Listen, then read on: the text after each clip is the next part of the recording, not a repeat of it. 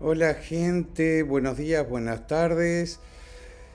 Seguimos intentando sostener esta comunicación y en un marco de improvisación porque confieso, yo estoy aprendiendo al mismo modo que ustedes a intentar comunicarnos en este contexto que exige ensayar distintos caminos.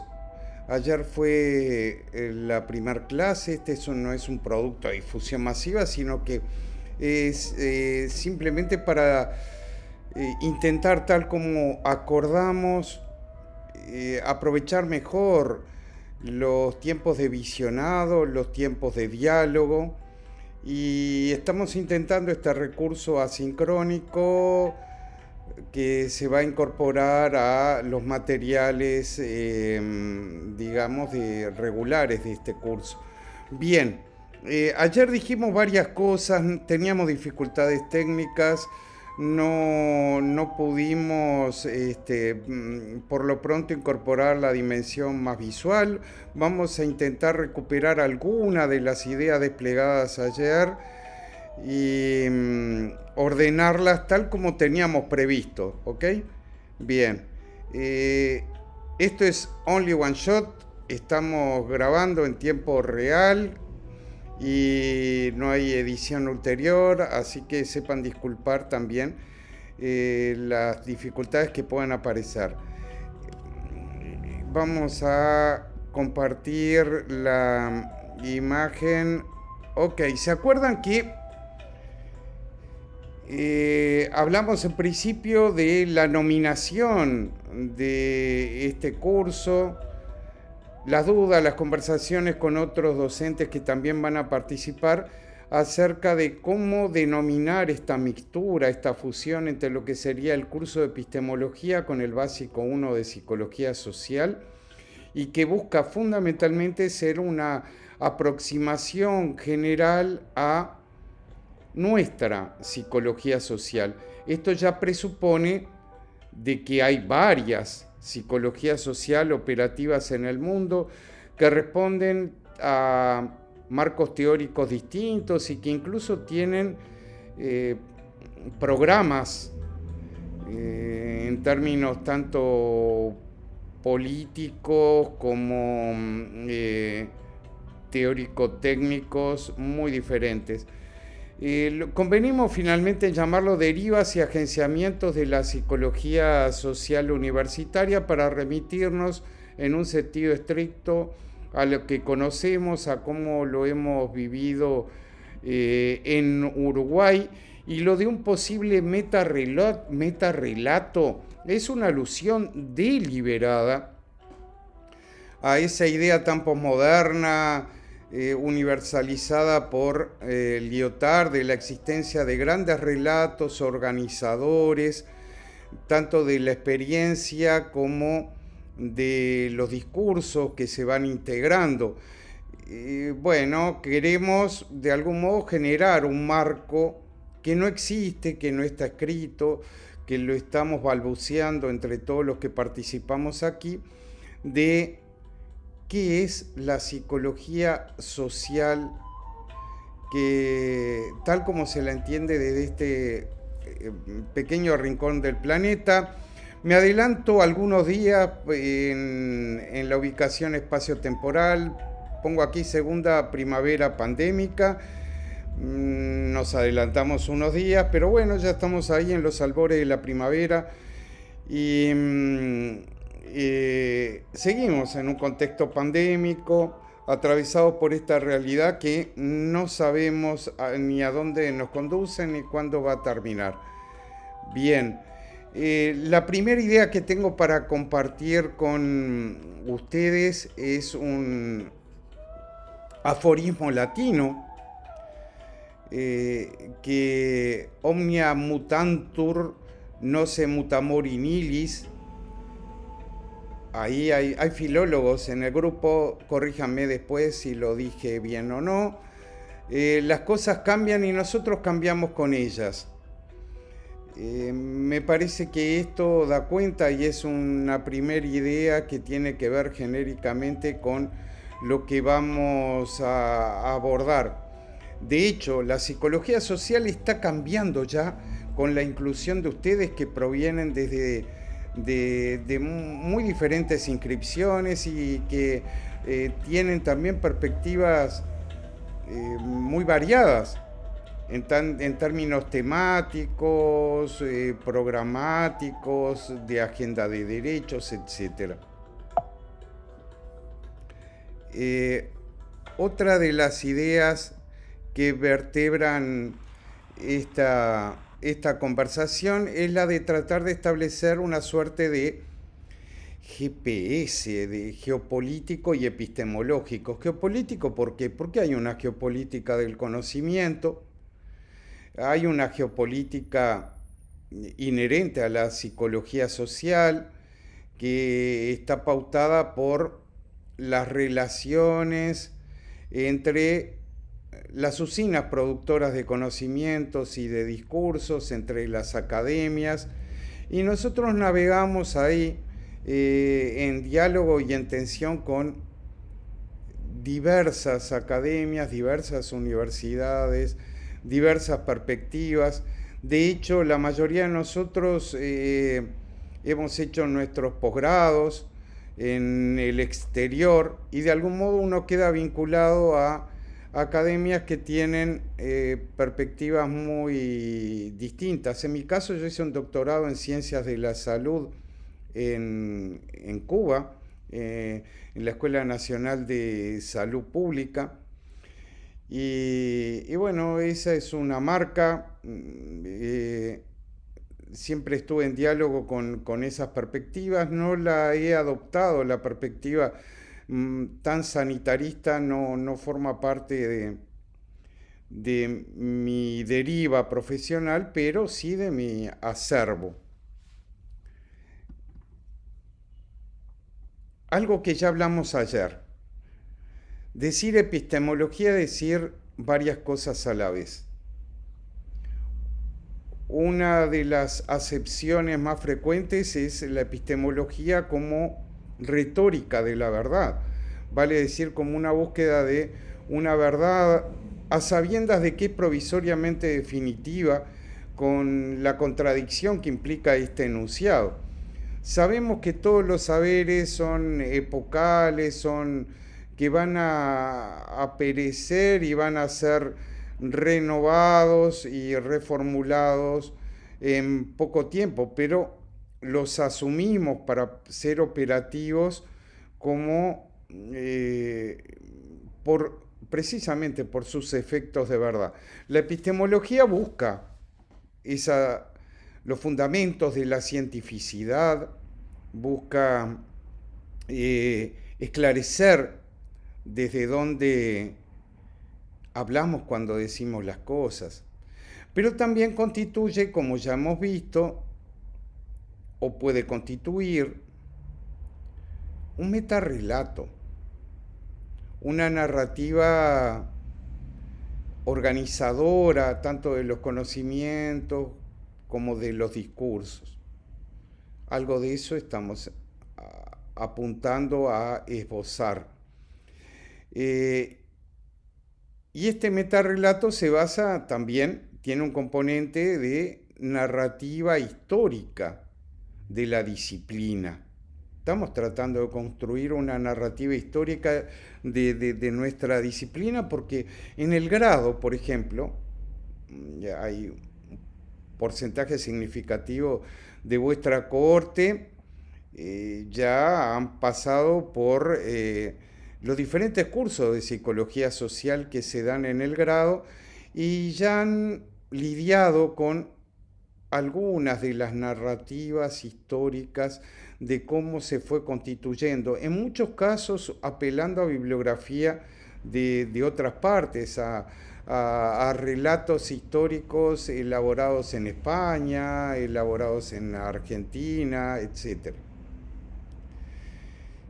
También hablamos ayer de que, bueno, hablar de epistemología también es hablar de una Weltanschauung, de eso ese concepto de cosmovisión que implica muchas cosas organizadas.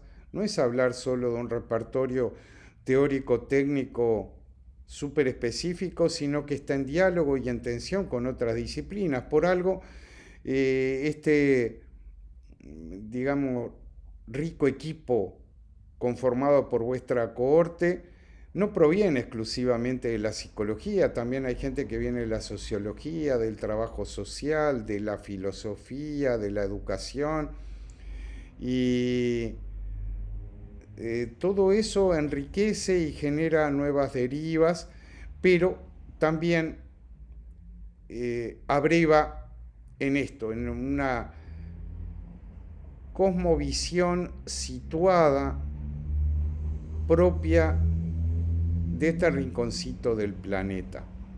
Rinconcito del planeta que tiene esta zeitgeist, o sea, este clima cultural, este clima de época. Eh, digamos, estamos hablando de ciertos conceptos que originariamente tienen una raigambre hegeliana en virtud de esa obra y esa voluntad monumental de Hegel de construir macros relatos históricos que configuran ciertos frisos que contextualizan los discursos disciplinares y los discursos políticos que pueden en esas condiciones de posibilidad emerger en un lugar y en un momento.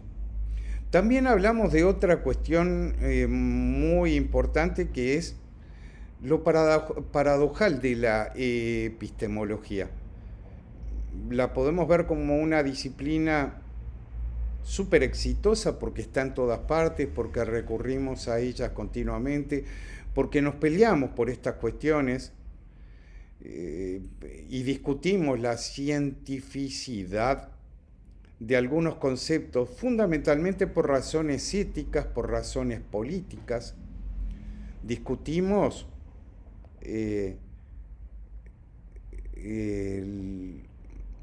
no sé, el concepto del sistema, los conceptos del sistema sexogénero. Discutimos las dimensiones implícitas de ciertos discursos racistas. Discutimos voluntades políticas subyacentes que mistifican la realidad o la deforman, al menos del modo en que queremos o que la entendemos y la percibimos. Ayer les conté que por una razón esencialmente práctica nos íbamos a centrar justamente en la deriva de la psicología social universitaria uruguaya. Arrancamos por la década del 80, ya a fines de la dictadura. Quería compartir estas imágenes porque para centrarnos en alguna época y arrancar desde ahí.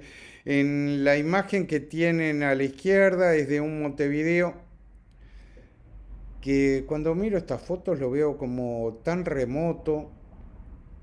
Por lo pronto no éramos un caldero hirviente de ondas electromagnéticas como ahora, que estamos, seguramente si nos han visitado o nos visitan algunos extraterrestres, lo primero que van a observar es que los humanos en la Tierra vivimos bajo los efectos yo digo metafóricamente, ese caldero hirviente porque está abigarrado de ondas electromagnéticas, las comunicaciones de los celulares, internet, la radiación electromagnética de otros dispositivos, etc.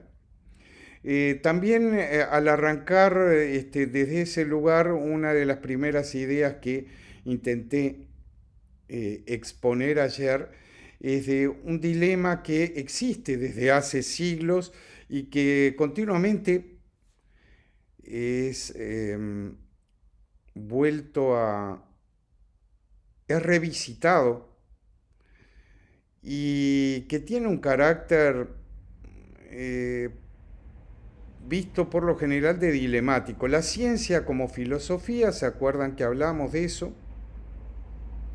De en cada momento hay ciertas perspectivas teóricas, discursivas, que ganan mayor legitimidad que otras y que son las que construyen la filosofía que nutre la Weltanschauung o la Zeitgeist de su momento. Eh, Hablamos de actualmente, por ejemplo, en el campo de la psicología, las tensiones que mantenemos con las perspectivas más biologizantes. Ojo, lo que decimos no es una negación de los enunciados de la biología, sino que es un intento de, de apelación casi al sentido común, de no incurrir en reduccionismos como el que compartíamos ayer, ¿no? De pensar de que la vida afectiva, emocional, cognitiva de los humanos puede ser explicada por ciertas ecuaciones biológicas de neurotransmisores y que esa regulación neuroquímica, neurohormonal, lleva a explicar los diferentes estadios y los diferentes modos de afectación recíproca que desarrollamos en nuestros vínculos. Por otra parte, la otra perspectiva, la filosofía como destino de la ciencia. Hacemos ciencia para construir una filosofía de vida, porque necesitamos una brújula en términos morales, en términos éticos, en términos políticos, en términos programáticos de qué sociedad queremos construir. Y acá derivamos en otro de los problemas, yo diría que universales, no solo de la psicología social, sino de las psicologías. Parto de la base de que la psicología, iba a decir nuestra psicología, toma un posicionamiento muy claro frente al status quo, frente al estado de las cosas. Adoptamos una perspectiva crítica. Adoptamos una perspectiva crítica que busca discutir la supuesta neutralidad de los enfoques sociales. No olvidemos que para muchos la psicología es la gran ciencia del capitalismo porque ha permitido esa ingeniería de recursos humanos que sostiene esa gran maquinaria de producción que incluye la producción de antiproducción por la crisis ecológica que estamos viviendo, por la producción de riqueza y una distribución especialmente desigual. Bueno, gran parte de la psicología se desentiende de estos asuntos y trabaja para quien le pague más o quien rente su sapiencia o sus servicios. Hoy en día eso es muy evidente por algo que vamos a considerar al final, cerca al final de estos cursos, hemos invitado al profesor Gabriel Eira, que trabaja en estos temas, en el tema Big Data, control social, uso de algoritmos como modos de regulación social en manos de inteligencias artificiales. En esta perspectiva que sostenemos, vamos a ver en reiteradas ocasiones una discusión de esos sueños de la razón, como decía Goya en uno de sus grabados: los sueños de la razón producen monstruos. Ya hemos abordado el tema, simplemente estoy revisando de que a partir de la Ilustración se desarrollan esos ideales racionalistas que encuentran en la razón las posibilidades de liberación universales. Esto no fue así, rápidamente caímos en la cuenta de que no éramos tan racionales. Por eso aparece dentro de nuestra disciplina el psicoanálisis y los derivados, para demostrando fundamentalmente los componentes irracionales e inconscientes de el psiquismo y de la subjetividad. Vamos a después abordar y a tratar de definir algunos de estos conceptos y una eventual genealogía. Todo esto para decir de que no es una negación, no nos paramos en una postura de cancelación del pensamiento ni racionalista ni positivista, pero sí nos planteamos una discusión crítica de las consecuencias filosóficas del uso de ciertas herramientas y de la aplicación de algunas perspectivas.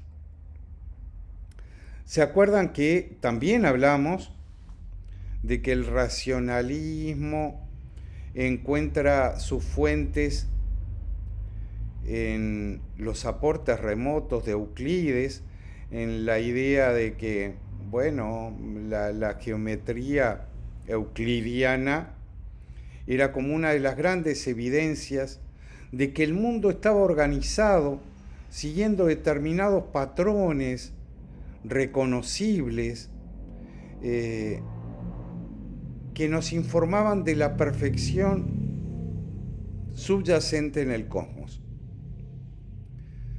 No obstante, Euclides especialmente, o la geometría euclidiana, que alimentó y que deslumbró tanto a Descartes como a Kant como a Spinoza,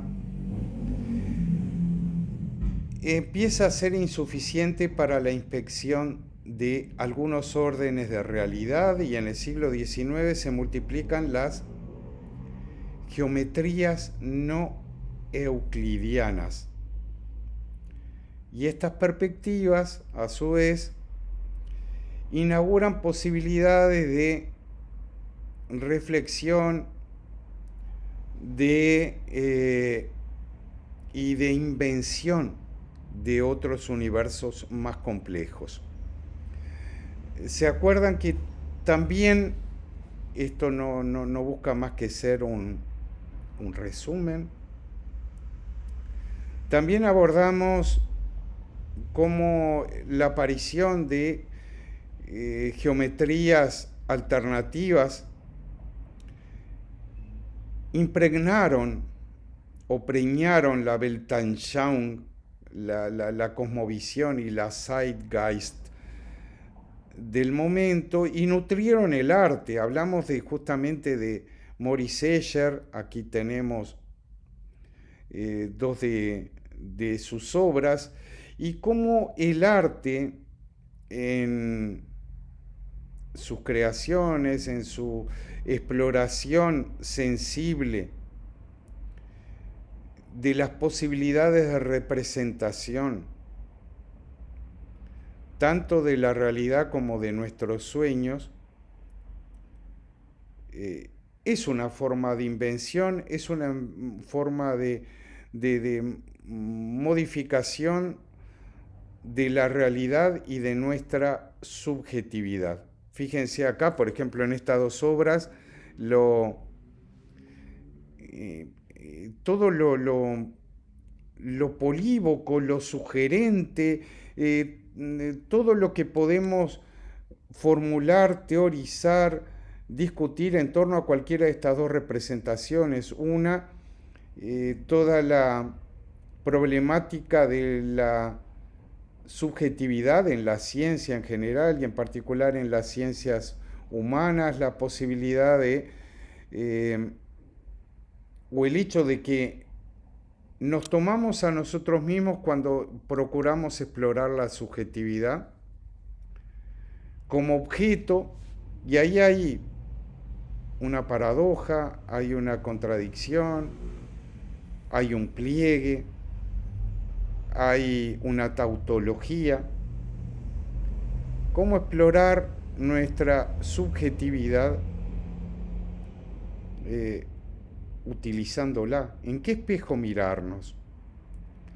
También vemos en esta otra imagen de esos pequeños reptiles que emergen de la representación, cobran vida, se desplazan por el mundo y vuelven a integrarse a la representación,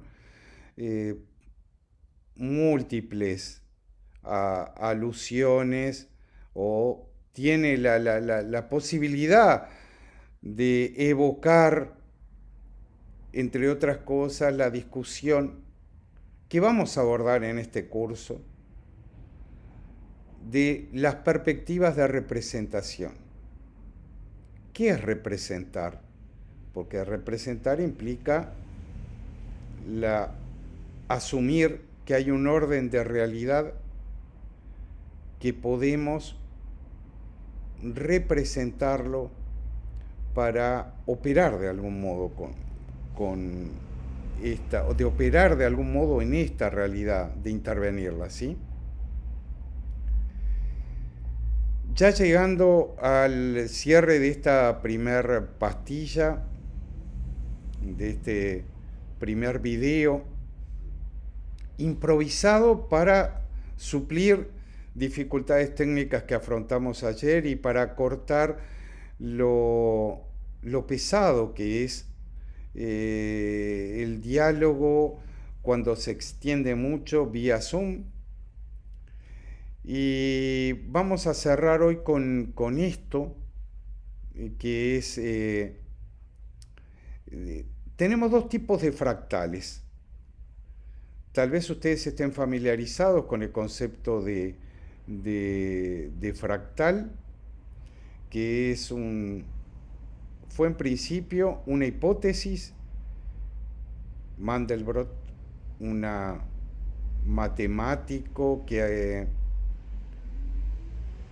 apeló a esas geometrías alternativas que aparecían a la geometría euclidiana, desarrolló una serie de hipótesis matemáticas que, con el auge y la popularización o globalización de la informática, permitió el desarrollo de programas que todos podemos tener en nuestros celulares o en nuestros ordenadores para la construcción de estas figuras recursivas, estas figuras que tienen esa propiedad de bucle, donde el todo está comprendido en cada una de las partes, que a su vez integran esa totalidad, donde hay patrones geométricos que se repiten indefinidamente hasta el infinito, porque podemos seguir desplegando un fractal. Y a la izquierda tenemos justamente un brócoli que ilustra, es una de las expresiones de la naturaleza que ilustra esa dimensión fractal, que nos interpela epistemológicamente, planteándonos que en lo que percibimos como un devenir continuo y caótico también contiene regularidades observables. En la ciencia contemporánea también existe esa tensión entre la búsqueda de universales, la búsqueda de regularidades, la búsqueda de principios orientadores y duraderos, y el desconcierto y la interrogación que nos produce aquello que no podemos ordenar, toda esa dimensión entrópica que genera justamente esa perplejidad como la que experimentamos ahora en un mundo bastante caótico, alarmante, con desastres naturales por doquier, con sufrimiento generalizado que además ha ganado protagonismo a partir de esta nueva realidad pandémica, pero donde también podemos observar la potencia de la acción colectiva cuando procura de algún modo establecer nuevos lazos de solidaridad, de comprensión, de reorganización de la textura social y del universo de nuestros vínculos para propiciar un mundo más satisfactorio que nos permita ser más felices. Bueno, por hoy llegamos hasta aquí y nos vemos la próxima. Chao.